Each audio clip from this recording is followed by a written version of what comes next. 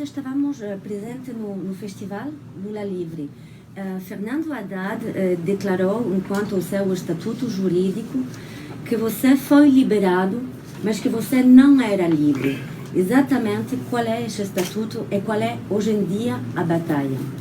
Olha, primeiro, nós estamos tentando, com habeas corpus na Suprema Corte, anular todo o processo e anular a decisão do juiz Moro, provando que ele foi um juiz totalmente parcial e um juiz totalmente comprometido com a minha condenação. O Moro não tomou uma decisão baseada nos autos do processo, ele tomou uma decisão eminentemente política. Então já está provado hoje, não apenas pela minha defesa, mas pelas divulgações da gravação do site Intercept, já está provado que a Polícia Federal mentiu no inquérito, está provado que o promotor mentiu na acusação e está provado que o Moro mentiu na sentença. Bem, então nós estamos pedindo a anulação disso. Eu estou livre porque houve uma decisão da Suprema Corte que me liberou, porque só pode uma pessoa ser presa depois do julgamento transitado em julgado pelas Cortes Supremas, o que não é o meu caso. Eles já tinham tomado uma decisão anterior de punição na segunda instância, que era para tentar, fazer o que eles fizeram, evitar que eu fosse candidato a presidente da República. Bem, eu tenho vários processos, se você for imaginar a sequência de processos, tem vários processos, e esses processos é como se fosse, um monte de espada na minha cabeça, que a cada dia eles tentam soltar uma espada. Qual é a minha tranquilidade? A minha tranquilidade é que uma grande parcela da sociedade brasileira tem consciência do que está acontecendo no Brasil.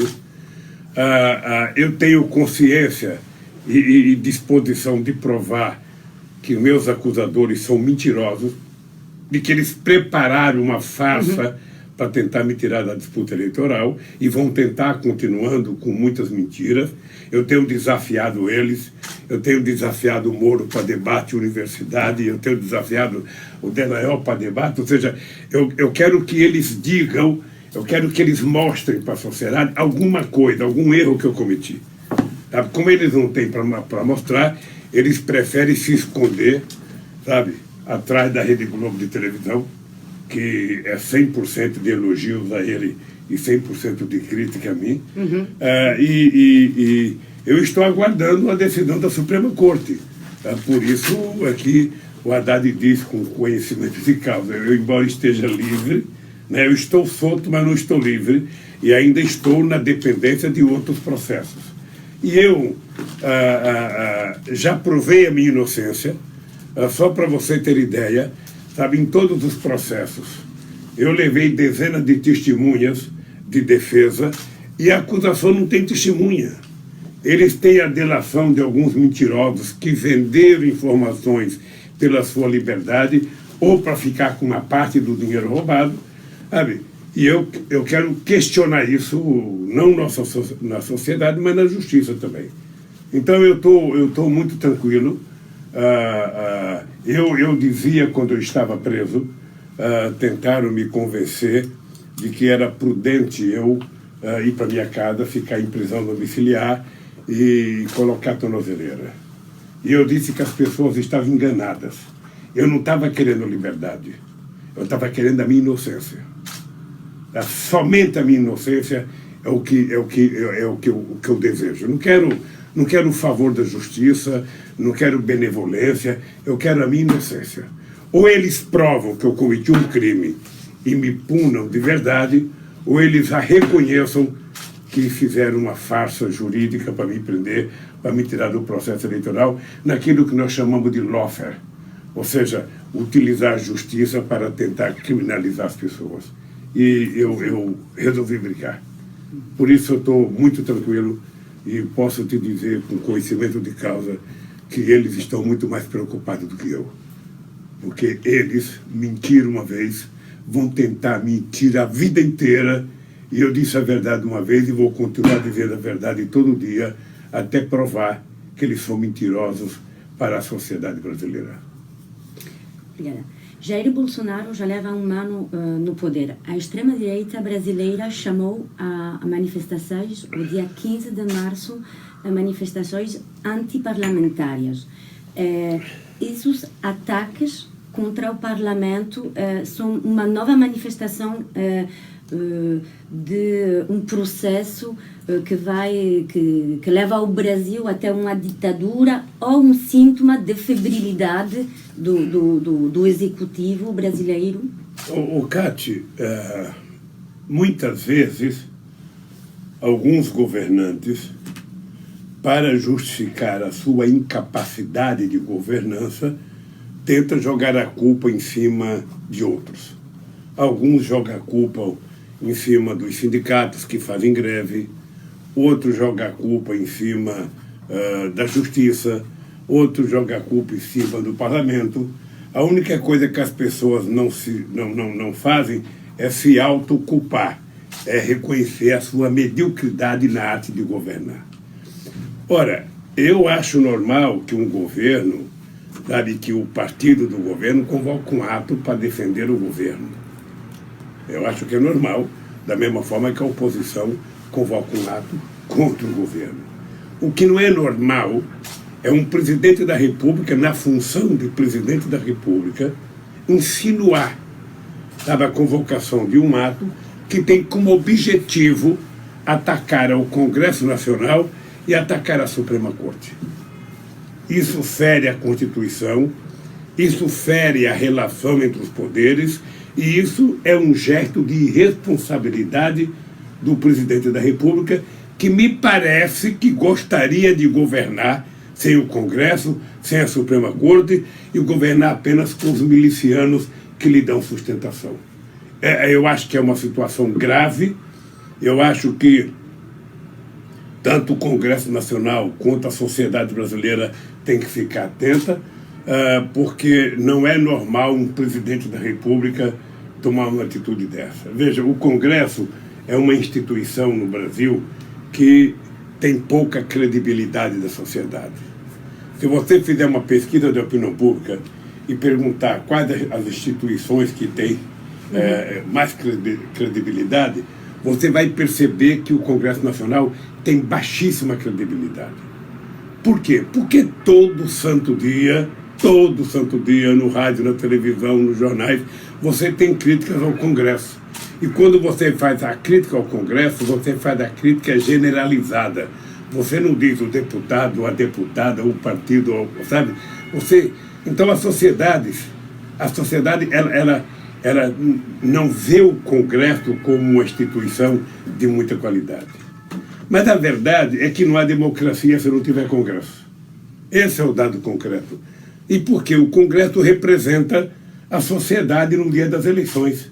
Não adianta, Cátia, você achar que o Congresso francês não te representa. Você tem que lembrar que um belo dia você levantou de manhã e foi para a urna votar e você votou em alguém. E aquele alguém, quem sabe, está longe de ser a pessoa que você acreditava que ele fosse. Uhum. O que fazer? Esperar 4 anos para mudar outra vez. Não é isso? Então, o Congresso brasileiro hoje é o mais conservador desde que eu me conheço por gente. Uhum. Agora, ele foi eleito. Se não foi democraticamente, se teve problema, o PT recorreu e até hoje não foi julgado a eleição do Bolsonaro. Até hoje, os recursos do PT não foram julgados. Mas o dado concreto é que ele ganhou. Ele ganhou porque uma parcela da sociedade pensava daquele jeito no dia da eleição. Então, o que nós temos é que tomar cuidado para garantir que o Brasil não seja dele. O Brasil é do povo brasileiro. E esse cidadão não pode fazer o que ele bem entende. Ele tem que fazer aquilo que é possível e que a Constituição exige que ele cumpra. Ele não pode tentar extrapolar. E esse ato é uma tentativa de desmoralizar 2 instituições importantes para a democracia: o Congresso Nacional e a Suprema Corte. Eu posso ter muita discordância do Congresso, eu posso ter discordância, sabe, da Suprema Corte, mas eu tenho que levar em conta que essas constituições, bem ou mal, elas terminam sendo uma espécie de garantia do regime democrático. Já que estamos a falar da política do Jair Bolsonaro, antes dele ser eleito, já há muitos anos atrás, sempre teve declarações muito duras contra, digamos, os povos originários do Brasil, até sobre os descendentes dos escravos. Como você explica esse desencadenamento de ódio contra parte do povo brasileiro? Olha, eu acredito, Cátia, que nem o Bolsonaro imaginava ser eleito presidente da República. Nem ele imaginava, porque ele, durante 28 anos, foi deputado federal. Em 28 anos, parece que ele só apresentou 2 projetos. Ele, quando fazia pronunciamento, era para atacar ou mulheres, ou atacar índios, ou atacar negro, ou defender, sabe, que era preciso dar arma para o povo, porque ele acha que tudo resolve-se com arma na mão. Ele, na verdade, ao invés de ser presidente, ele poderia ter vindo ao velho oeste americano e se candidatar a um cargo de xerife, porque era o que ele pensava ser na vida. Ele acha que revólver na mão das pessoas e rifle resolve o problema da segurança, o problema da economia. E eu acho que ele não tinha noção de que ele ia ser eleito. E ele foi eleito porque, durante muito tempo, houve um processo de instigação do ódio, da descrença na política, da descrença nos partidos, e ele conseguiu, mesmo sendo deputado 28 anos e 4 anos vereadores, ele é talvez o deputado mais velho no Congresso Nacional, ele conseguiu passar para a ideia, a sociedade, que ele não era político. Ele conseguiu. Que não era do sistema. Criticando os políticos. Sabe, que ele não pertencia ao sistema, que ele era o inimigo do sistema.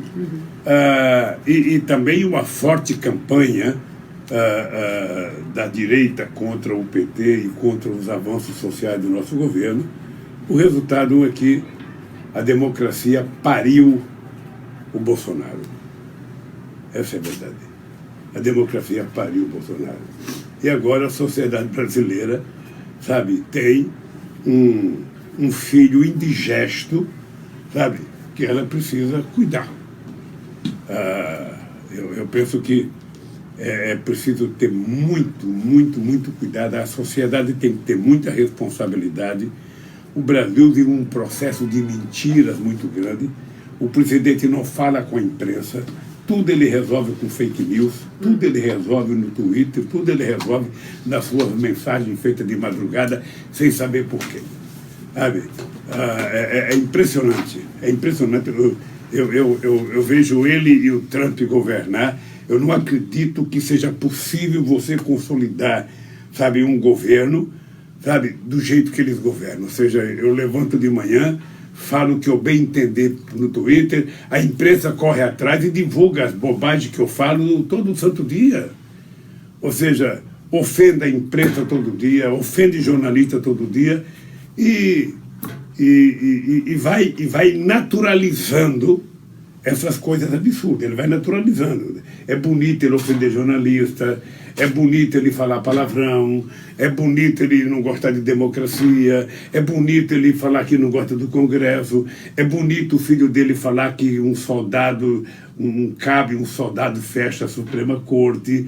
Sabe, assim, ele vai naturalizando, e as pessoas que antes achavam absurdo vão achando que é normal, é assim mesmo. E não é assim. Uma banalização. Banalização. Você disse a palavra correta. Ele está banalizando a arte de governar um país. É isso. Também o Jair Bolsonaro leva não sei se é um programa, mas políticas neoliberais muito duras, autoritárias. Há sectores que levam essa oposição a esses projetos, mas de modo geral a sociedade brasileira não reage à altura dos ataques contra as instituições, como o Congresso, as liberdades e o direito. por que há uma espécie de apatia? Olha, no Brasil, nós costumamos dizer que o primeiro ano de governo é o ano em que a sociedade tolera tudo. Ou seja, a pessoa ganhou as eleições, a pessoa não é obrigada a acertar, a pessoa ainda não sabe sequer, sabe como é que funciona a máquina governamental. Então, a sociedade ela tem paciência, sabe, no primeiro ano de mandato. A sociedade, até para você fazer oposição, às vezes as pessoas falam, poxa, mas o cara só está aí há 6 meses, o cara só está aí há 8 meses, vocês já estão cobrando dele, sabe? É verdade, a sociedade é muito paciente. Eu tomei posse em 2002, em janeiro de 2003, a sociedade, o ano de 2003, ela não cobrava nada de mim. Ela sabia que eu estava começando a governar o país. Agora, a partir desse ano, a sociedade já começa a se manifestar mais e começa a cobrar resultados. O que está acontecendo? O Bolsonaro, ele não consegue dar respostas na área econômica. A economia não cresce, não aumenta o emprego, não aumenta o salário, não aumenta a renda, não aumenta as exportações. Ou seja, ele começa a perceber, sabe, que aquilo que ele prometia não vai acontecer.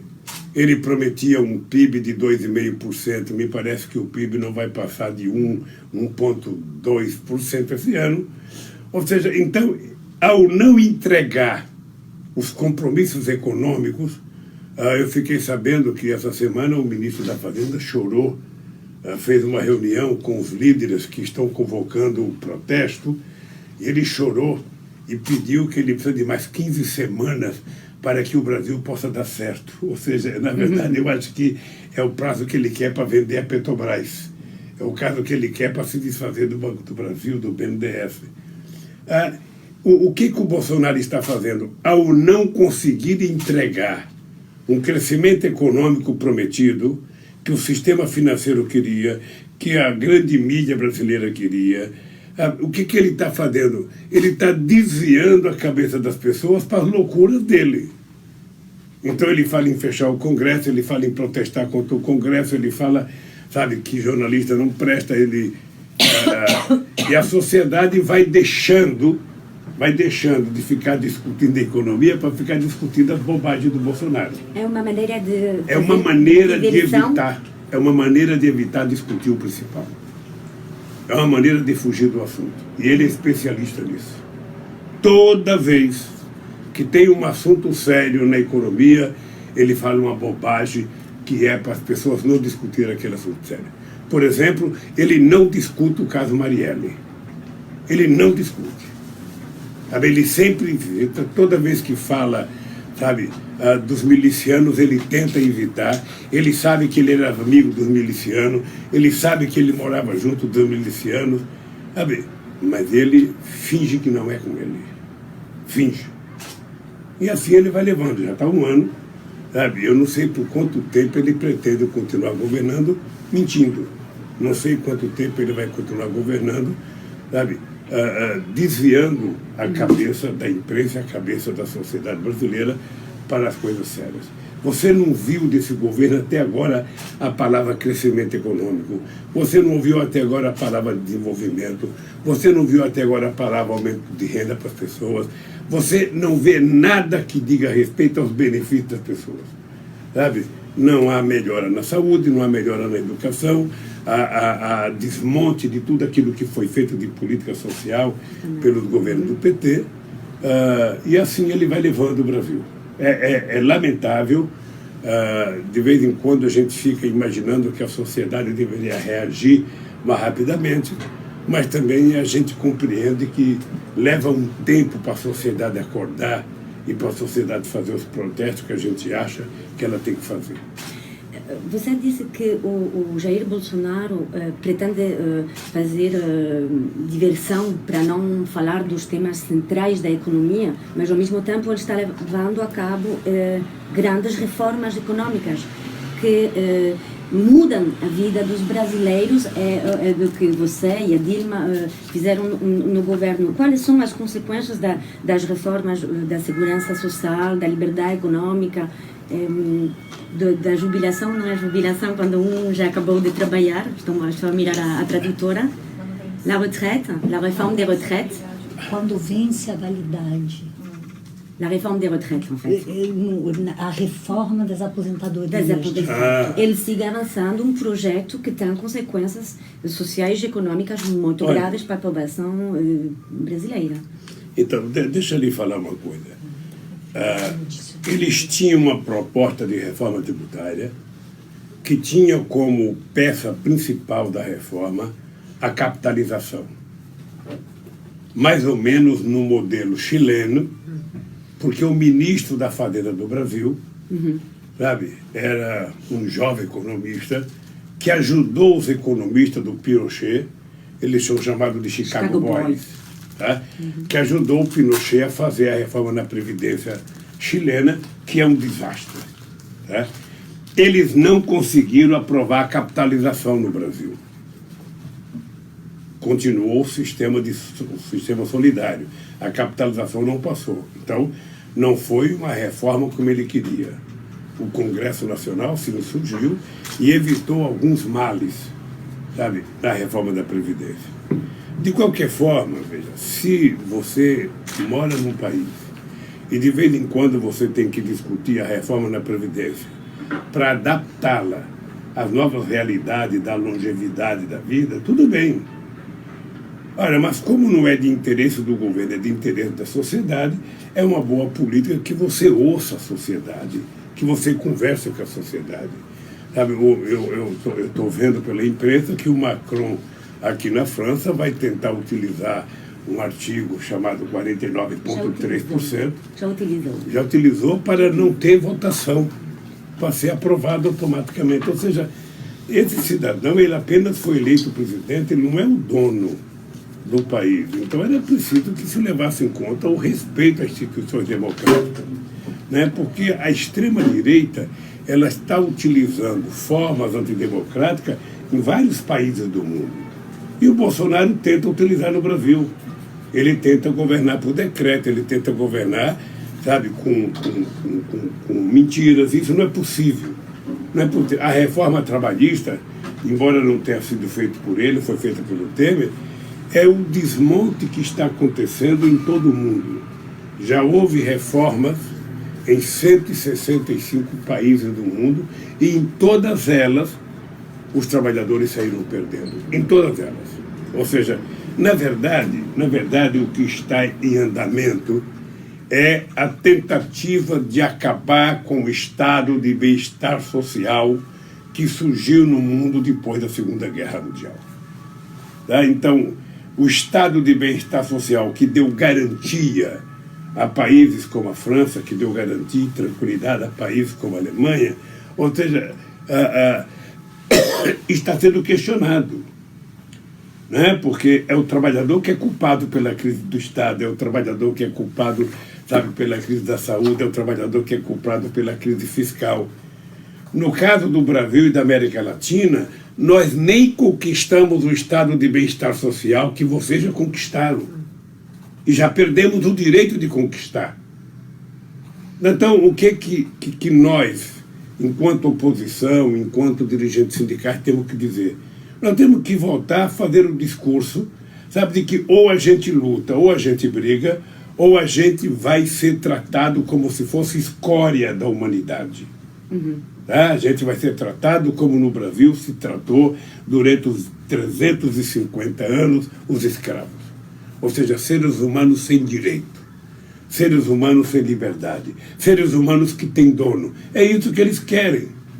Ou seja, na medida que você acaba com o emprego formal e você cria como grande empregador do mundo, sabe, empresas de aplicativos como Uber, como iFood, ou seja, você está precarizando o mundo do trabalho, você está precarizando a questão salarial, você está tirando toda e qualquer estabilidade que a sociedade e a humanidade precisa para viver em paz.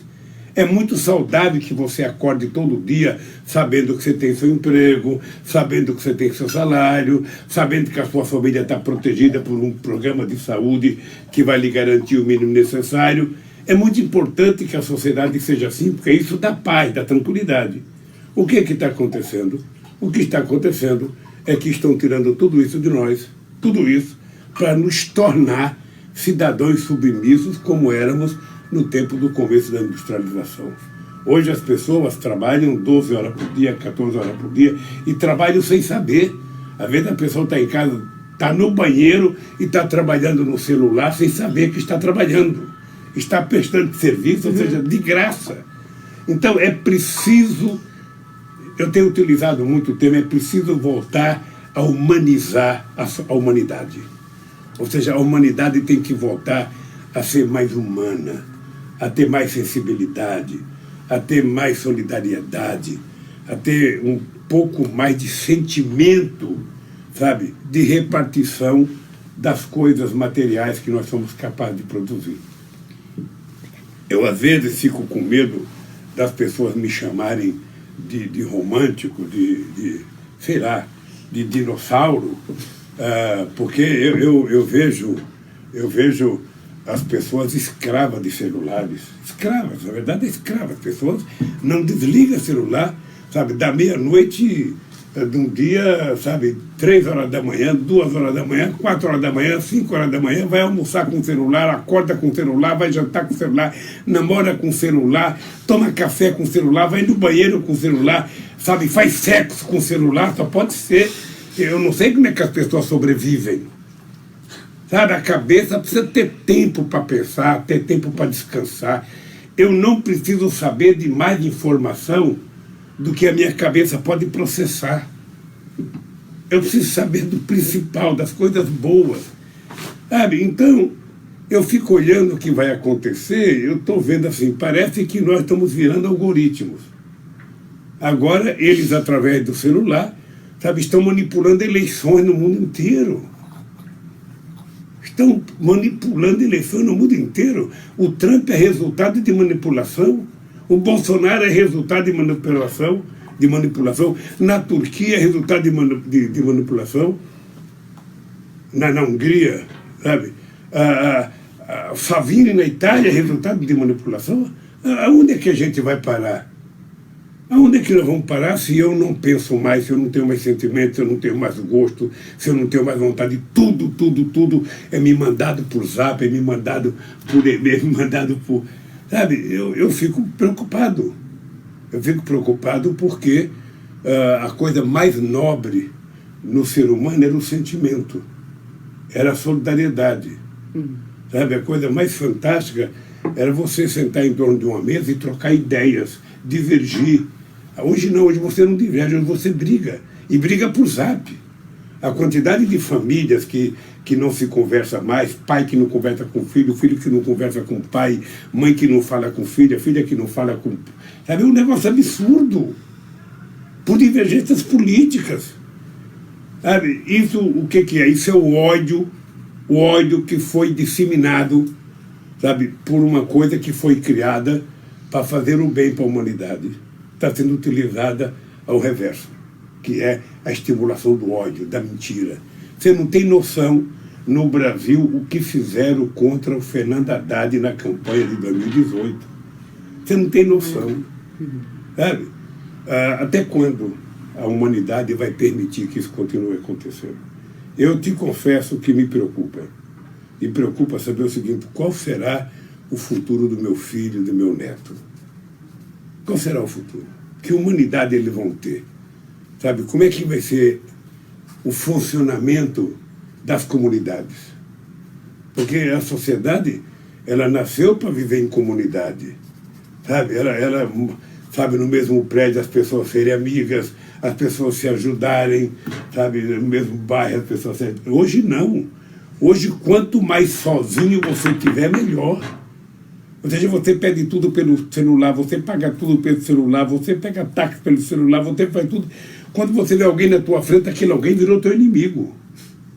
Ou seja, sabe, Você vai no restaurante, as pessoas estão lá, 4 pessoas na mesa, 2 casais, cada um com celular, olhando, falando com a China, falando com o mundo, e não fala, oi, meu amor, eu te amo, eu gosto de você. Sabe, acabou. Então é esse mundo que nós vamos criar, sabe, com a disseminação do ódio. Por isso é que eu estou na campanha, sabe, da desigualdade. Porque, isso é uma pergunta que queremos fazer. É porque, sabe o que acontece? Eu acho que somente a paz, a harmonia, sabe? Quando eu falo humanismo, é você levantar de manhã e falar bom dia para o teu vizinho. Perguntar como é que está teu filho, está bem? Tua filha está bem? Sabe? É você ligar para os seus parentes e perguntar, tudo bem? Está precisando de alguma coisa? Chegar no emprego, ver uma pessoa do teu lado e perguntar se está bem, algum problema? Não! A gente não quer mais saber do problema de ninguém. A gente quer saber, sabe, só da nossa atividade individual. Então, eu acho que a simulação da violência, da guerra, do ódio... Outro dia eu vi uma pesquisa que, há um tempo atrás, você perguntava se um republicano aceitava que sua filha casasse com um filho de democrata. Você tinha 80% que aceitava. Hoje, só 4% aceita. Ou seja, então você não consegue mais juntar 2 torcidas no estádio de futebol. Você não consegue mais juntar adversários no mesmo restaurante. Sabe? O ódio está dissimulado. Né? As provocações estão dissimuladas. Eu vi uma matéria um dia desse que o Trump, na campanha dele, ele dava orientação para as pessoas que iam nos comícios dele. Se alguém falar mal de mim, vocês podem bater, que eu contrato advogado para defender vocês. Ou seja, onde é que a gente vai parar? Sabe? Então, aí eu então resolvi, primeiro, a questão da paz, da solidariedade e do humanismo é uma coisa muito sagrada para mim. Eu fui criado assim. E a questão da desigualdade. Ou seja... Isso é uma pergunta que queremos fazer depois, presidente. Pode fazer agora. Você dizia que se está a destruir os direitos dos trabalhadores, o estado de bem-estar, que no Brasil apenas se conseguiu construir esse estado de bem-estar. O balanço, não sei se é assim, quer dizer, as políticas que você levou a cabo no Brasil, também a presidente Dilma permitiu muita inclusão social, mas ao mesmo tempo não poder tocar o modelo de desenvolvimento do Brasil.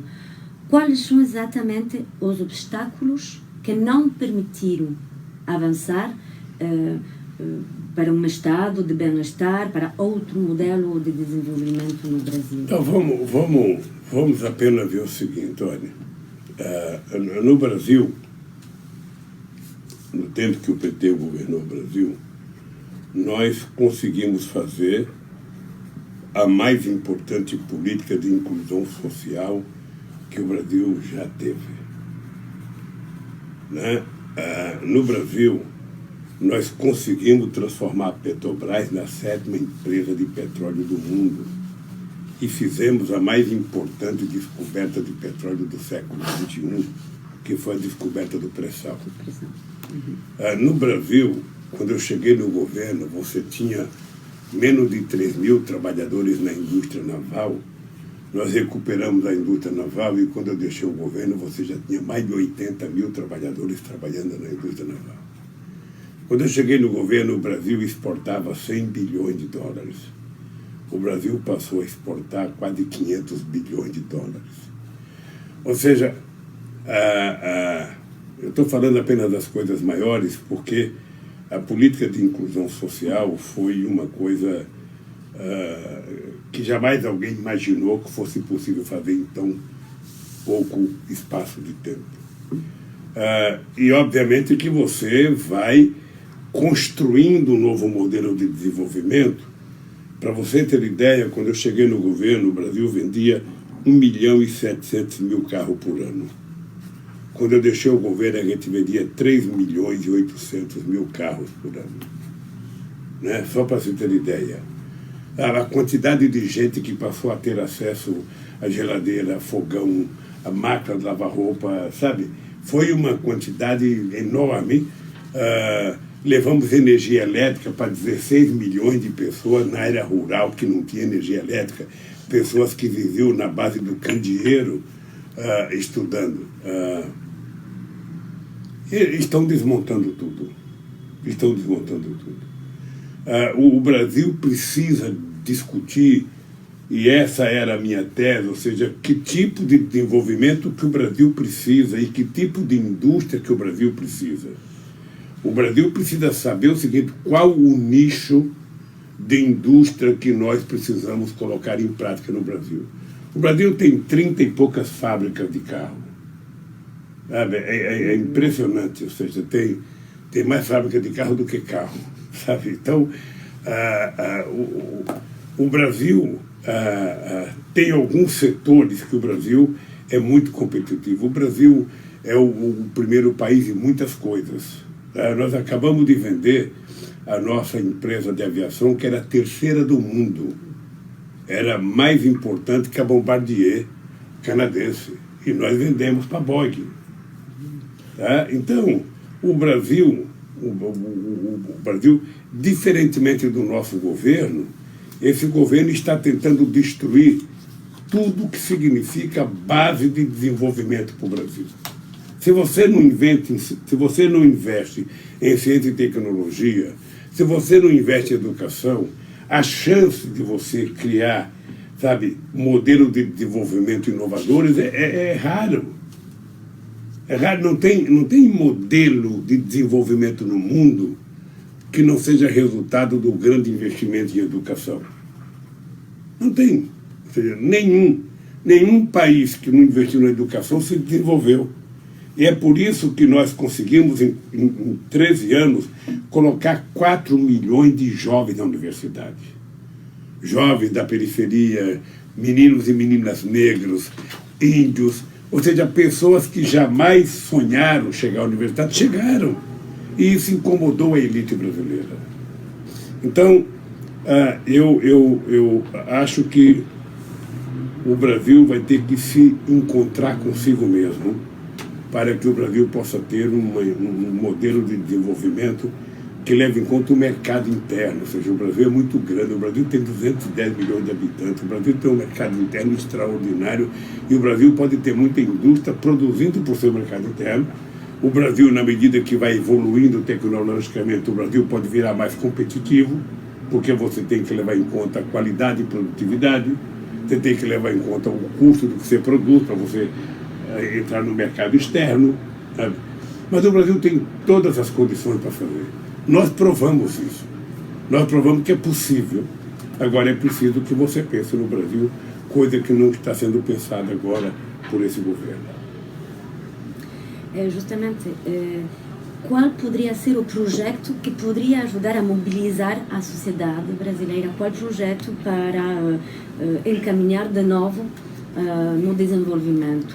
Olha, o PT apresentou recentemente um programa de emergência, que é um programa para gerar empregos, ou seja, com a ideia de que o Estado tem que fazer investimento para que ele possa incentivar a iniciativa privada a fazer investimento para que a gente possa poder fazer obras de infraestrutura que estão paralisadas. Isso o PT apresentou agora. E o PT também está apresentando uma proposta nova de política tributária que leve em conta a necessidade de fazer os mais ricos pagarem mais impostos, porque no Brasil quem paga mais imposto é a parte mais pobre da população. Então você tem que taxar, sabe, as grandes fortunas, você tem que fazer um imposto sobre herança, sabe, e mudar a tabela de imposto de renda para que os mais pobres não paguem. Inclusive você isentar, sabe, determinadas pessoas até 5 salários mínimos de pagar imposto de renda, levando em conta que salário não é renda, sabe? Então, Tudo isso está em andamento e o PT está se preparando. Nós vamos ter agora eleições municipais.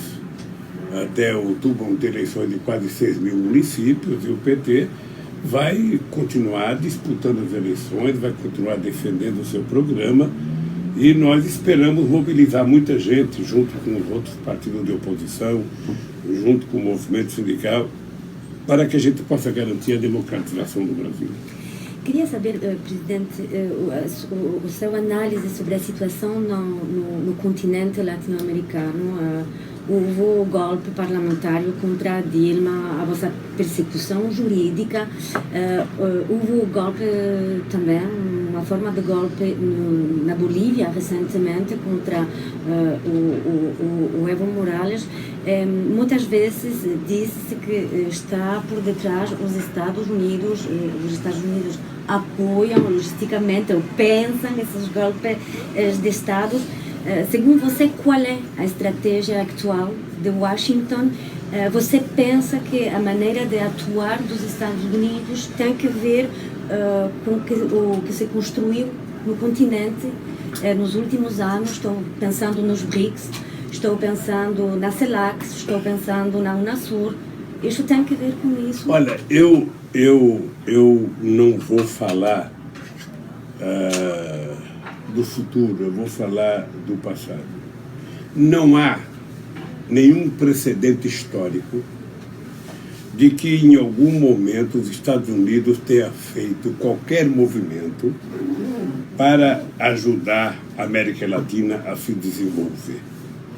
Sempre que houve uma atitude americana para a América Latina, foi no sentido de intervir, para evitar que a gente fosse maior, que a gente crescesse muito. A única tentativa, a última que eu me lembro, foi a Aliança para o Progresso, ainda no tempo do presidente Kennedy, que não deu em absolutamente nada. Os americanos, na minha opinião, eles têm um problema hoje. Qual é o problema? A China, nos próximos anos, passará a economia americana e passará a ser a maior economia do mundo. A China está fazendo investimentos muito fortes na África e na América Latina. Ora, eu acho que os americanos resolveram tomar uma atitude de proteção contra possíveis invasões comerciais da China. E resolveu tomar a atitude que a América Latina é deles e que, portanto, eles não vão permitir que os chineses continuem, sabe, tendo influência na América Latina. Aconteceu, sabe, o que aconteceu no Equador, aconteceu a perseguição a Cristina Kirchner, graças a Deus o Fernando foi eleito agora, aconteceu o que aconteceu com o Evo Morales, aconteceu no Peru, ou seja, houve uma tentativa, tá, de interferência americana através do seu Departamento de Justiça em vários processos na América Latina e, sobretudo, no meu já está provado, inclusive de procuradores americanos festejando a minha prisão. Bem, então os americanos resolveram tomar a decisão de que na América Latina não tem protagonismo de nenhum país. O Brasil não tem que ser protagonista, o Brasil tem que ficar quietinho e os Estados Unidos vai dizer o que o Brasil tem que fazer. É isso que está acontecendo. E o Brasil nunca foi tão subordinado como ele está sendo agora. Estão fazendo agora um acordo militar, e esse acordo militar é para mais interferência americana, sabe, no Brasil. Possivelmente para começar a lançar foguetes agora na base de Alcântara, e isso é muito prejudicial ao Brasil. Então, quando é que a gente vai começar a se desenvolver? Quando a gente tiver vergonha na cara e a gente defender a soberania nacional. Defender a soberania nacional é defender as nossas fronteiras, a nossa educação, a nossa ciência, a nossa Amazônia, a nossa água doce, sabe? é defender um modelo próprio de crescimento econômico, é defender um modelo próprio de relações internacionais, é não estar subordinado a ninguém, mas ser aliado de todos. O Brasil não quer ter hegemonia, o Brasil precisa ter parceria com o restante do mundo. É esse modelo que nós tentamos implantar. Era isso que eram os BRICS, era isso que foi a Unasul, era isso que era a CELAC, era isso que era o IBAS, uma união entre Brasil, Índia e África do Sul. Tudo isso está sendo desmontado porque o Bolsonaro acha que o Brasil tem que depender só dos Estados Unidos.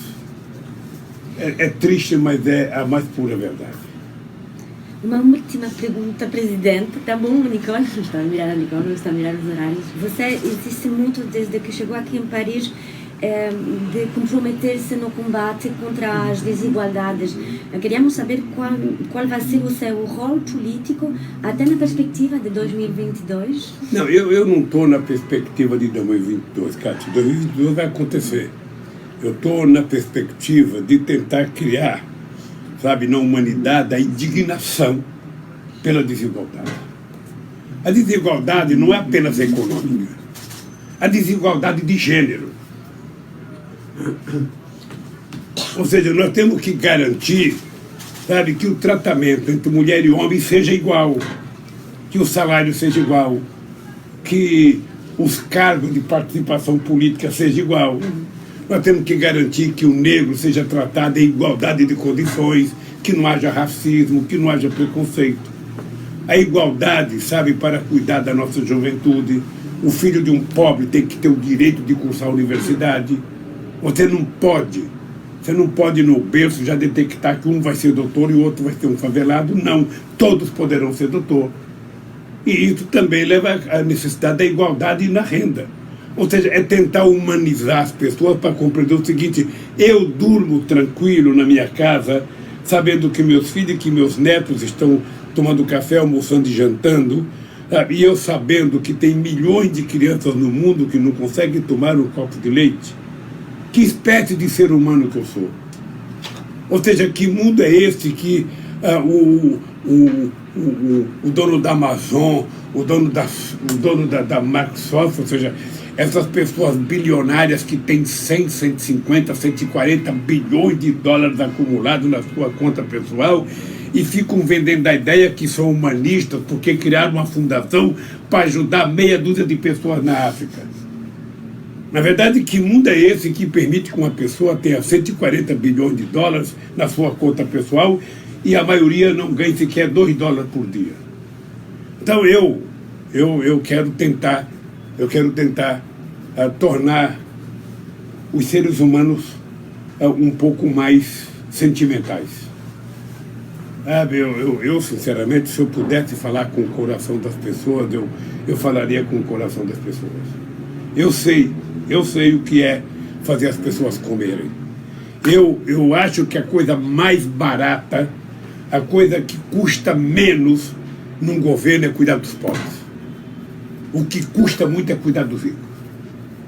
Ricos são caros e ingratos. Sabe, as pessoas mais pobres são mais leais, mais agradecidas, sabe? Ela sabe o benefício que ela recebeu. Sabe, você empresta R$10 para um pobre, ele te agradece. Você empresta $1 bilhão para um rico, ele sai falando mal de você na esquina, porque ele queria 2.